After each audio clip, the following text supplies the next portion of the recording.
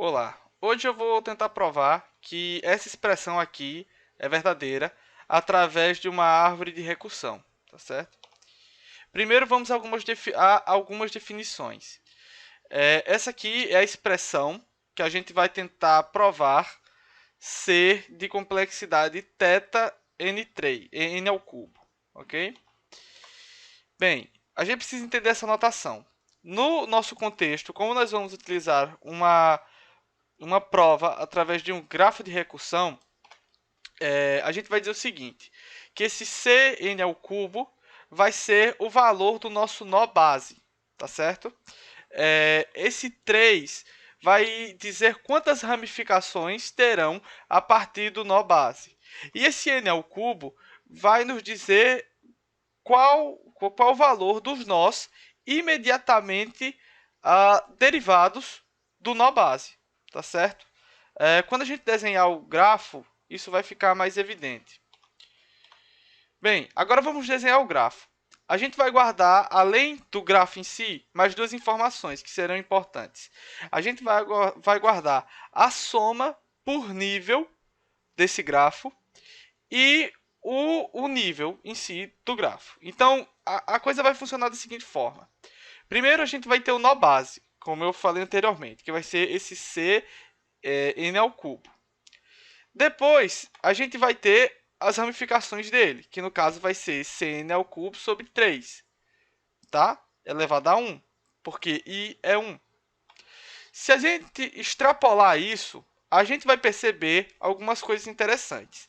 A soma por nível sempre vai ser igual a Cn ao cubo, o valor do nosso nó base, tá certo? E a gente também vai perceber que existe uma correlação entre os valores dos nós e o nível em que eles estão inseridos. Desse modo, para a gente conseguir calcular o custo total dessa expressão, a gente vai ter que somar todos os nós de todos os níveis, tá bom? Bem, e para a gente fazer isso com certeza, a gente precisa primeiro descobrir até onde vai esse grafo. Esse grafo ele precisa ir até o nó que seja indivisível. Ou seja, quando Cn ao cubo sobre 3 elevado a i for igual a 1, tá certo? Que é justamente o que está dizendo aqui, nessa parte do slide que eu preparei. O nível de parada desse grafo vai ser quando todos os nós forem iguais a 1, porque 1 não dá mais para dividir, tá certo? Desse modo, a gente vai ter a seguinte expressão. E aí, a gente pode utilizar algumas técnicas matemáticas para poder simplificar isso. Aqui eu apliquei, por exemplo, a troca de base do logaritmo. E aí, a gente vai obter no final que I vai ser igual ao log de C na base 3, mais 3 vezes o log de N na base 3.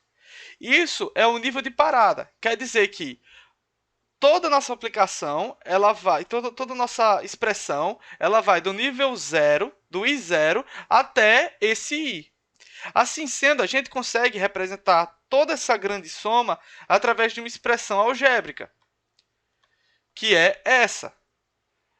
É o somatório de todos esses Cn ao cubo. Para a gente descobrir a soma de todos os nós e de todos os níveis, a gente só precisa somar Cn ao cubo vezes todos os níveis, que pode ser explicitado através dessa expressão.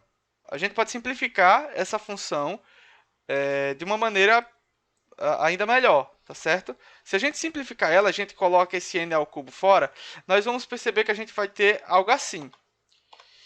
E note que o que a gente está fazendo aqui é somando uma constante várias vezes. Se você soma uma constante várias vezes, no final das contas, o que você vai ter? Você vai ter uma constante também. Assim sendo, a gente pode abstrair e falar que, olha, essa soma de uma constante vai resultar, no final das contas, em uma constante, tá certo? Que eu vou chamar de C também. E aí, isso vai virar isso. Tá bem? E essa expressão resume toda a complexidade do algoritmo. Agora, a gente vai para a parte da prova, para provar que o θ disso é n ao cubo. Então, a gente atribui àquela expressão uma função f de n e a gente cria mais duas outras funções, uma e de n e uma g de n, que a gente já conhece a complexidade delas.